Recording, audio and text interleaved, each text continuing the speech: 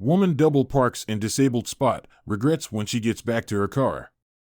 When this woman arrived at the supermarket this morning, she consciously decided to be obnoxious. She was in a hurry, so searching for a parking space was wasted time. She ended up double parking in a disabled spot. A decision she would regret shortly after. Because when she returned, she was forced to call the police. Carol looked at her clock as she entered the parking lot of the city center. Shit, she grumbled under her breath as she pushed down her throttle and sped to find a place to park. And then she saw the perfect spot. It was the disabled spot, which no one ever used. She parked her car and hurried to the bakery. Carol noticed she double parked, but she didn't feel like correcting it. Who cared about that? She would be back in a minute. All that mattered to her was that she had to get the cake for her daughter's birthday in time.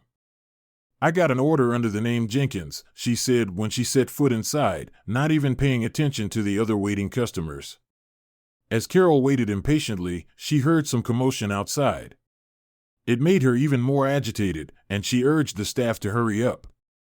Why is it taking so long?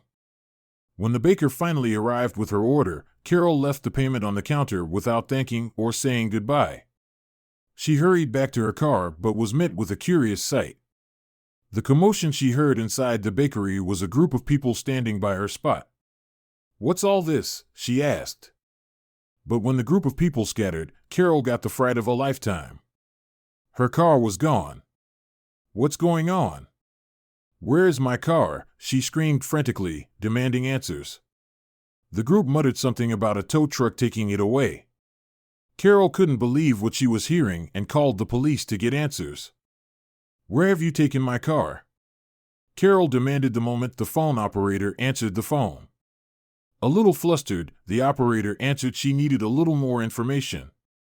Frustrated, Carol explained that her truck had just been towed, but to her surprise, the operator answered that it hadn't been done by the police.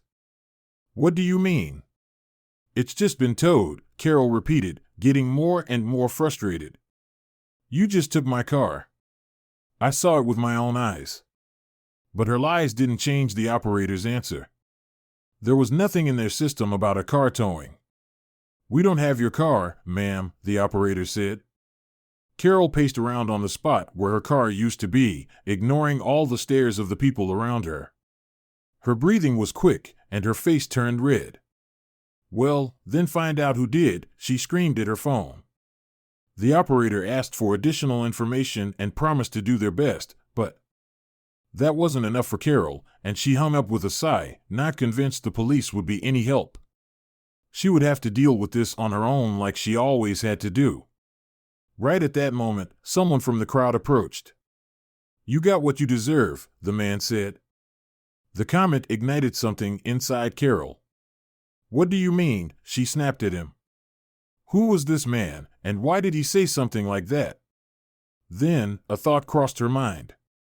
"You have something to do with this. Where's my car?" But the man claimed he was innocent and didn't like the accusation. During their verbal fight, Carol suddenly realized the man was one of the shop owners. If he hadn't taken her car, he would surely show her the camera footage to prove it. "Show me your security footage," she demanded, but it was futile. The shop owner didn't want to help such a horrible customer. Carol couldn't believe the man didn't want to help her. She looked around frantically, hoping someone else could help her in the right direction. But as desperate as she was, everyone ignored her. She let out a frustrated sigh, but then a voice behind her startled her. "I know where your car is." Carol turned around to see who the voice belonged to. It turned out to be a man she had never seen before, and again, her first instinct took over. "How do you know where my car is? Did you take it? Where is it?" she rambled. But unlike the shopkeeper, this man remained calm. He ignored her accusations and looked at her with a compassionate expression. "I understand what you're going through, and I just want to help you," he said, trying to calm Carol down. The man explained that cars get stolen here regularly and that he was a victim of this himself not too long ago. Carol's initial thoughts and skepticism started to fade, and she became interested in what the man had to offer. The man continued his explanation. I noticed your car was double parked and in a handicapped spot. It stood out, and that's probably why they took it, he said. Carol scoffed. What nonsense. The old woman started to get impatient with the unknown man. Can you help me or not? She asked. I know how you can get your car back, but you must come with me, he responded. Carol thought about his offer. She desperately wanted her car back, and he got his back fine.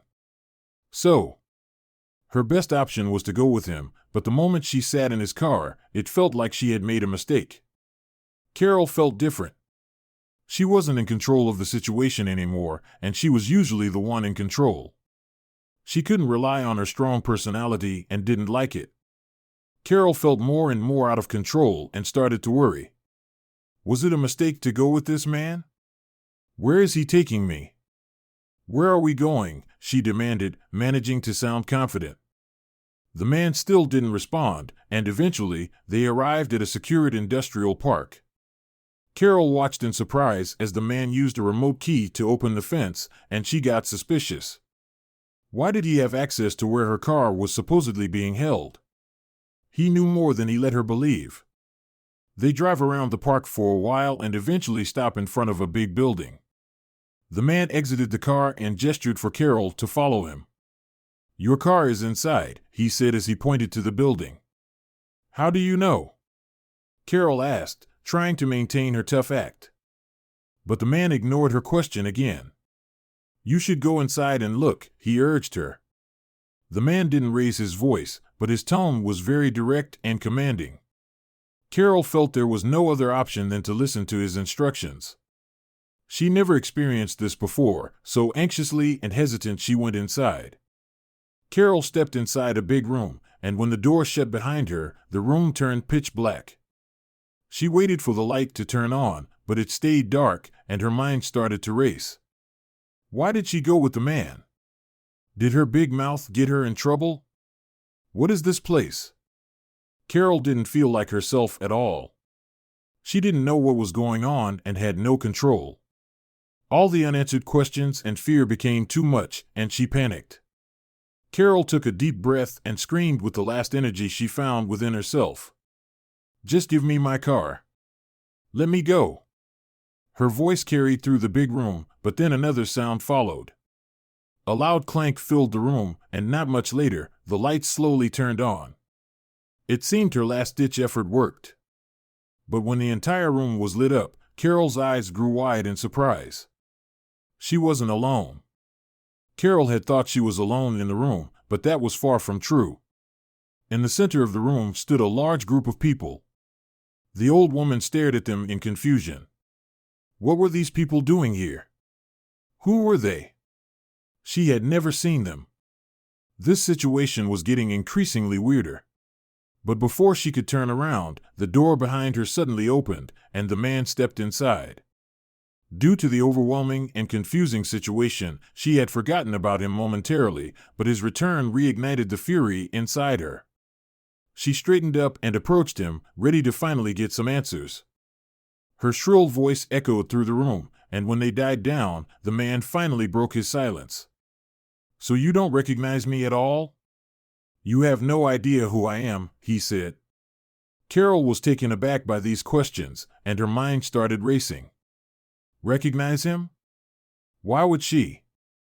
Carol's silence told him enough, and he walked past her toward the group of people. You don't recognize any of these people? He asked again, a hint of disbelief in his voice. Carol looked at the group, but she didn't know any of them. She had never seen them before, or so she thought. It was Carol who fell silent this time. Her mind was racing. What did this man want from here? Who is he? Who are these people? A frown appeared on her face as she tried to think of possible answers, but then the man spoke again, and everything became clear. The man started explaining that she might recognize him as the parking lot attendant from the city center, where she always parked her car. The man explained that he had noticed her horrible behavior. I couldn't believe someone could act like that, so I kept a close eye on you ever since, he said. And today, you managed to cross the line, he continued. When he saw her double park her car on the disabled spot, it was the final straw. He couldn't let Carol continue her behavior and had to act. So, he called a friend who owned a tow truck and asked him to tow her car. Carol's eyes flared up when the man spoke that sentence. She couldn't believe what she was hearing. "You stole my car? Give it back to me at once," she demanded, feeling like she was regaining control. But the man wasn't impressed by her sudden outburst. Instead, Carol would soon find out it was a mistake. Until this moment, the man had been patient and showed no sign of anger, but that all suddenly changed. "You can get your car back when you realize what damage you caused," he shouted while he gestured to the group of people in front of them. His voice trembled, and his tone was severe. Carol's gaze went from the man to the group and back. "What damage?" she asked in confusion. What did this guy mean? Was he crazy? I've never seen any of these people in my life. What do you mean? Carol was about to go on a tirade, but the man silenced her. "I will tell you exactly what I mean," the man said, raising his voice for the first time. The man continued explaining that Carol didn't pay attention to her surroundings, hurting others in the process. "Let me show you," he said as he walked toward the group and urged Carol to come. The man stopped beside a girl and asked if she recognized Carol. The girl nodded subtly, and the man explained that she was a shop employee. He saw her leaving the shop in tears because Carol verbally abused her for giving one less saving stamp than the old woman was owed. Carol didn't have time to respond as the man continued with the old man beside the girl. "This man hurt his knee when he suddenly had to dodge away from your car because you were driving recklessly in the parking lot," he explained while staring at Carol, who felt increasingly uncomfortable.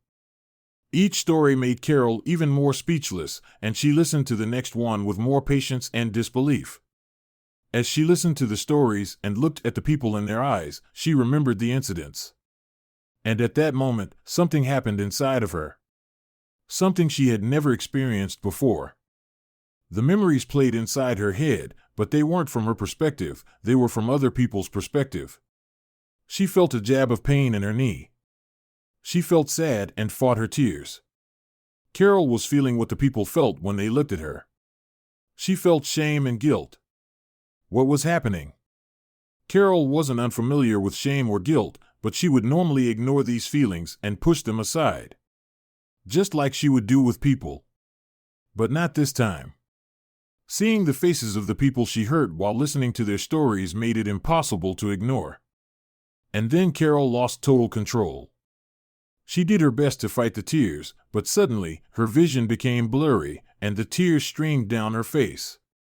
It was something she never experienced before, and she broke down right in front of people. But the stories she was confronted with made her realize something very important. The memories rushed through her mind, and she shook her head. Carol couldn't believe she had never realized it before. She was an awful person. She assumed the worst in people and didn't care for anyone outside herself or her family. For the first time, she didn't know what to say. But then, the man suddenly grabbed her hand and squeezed it gently.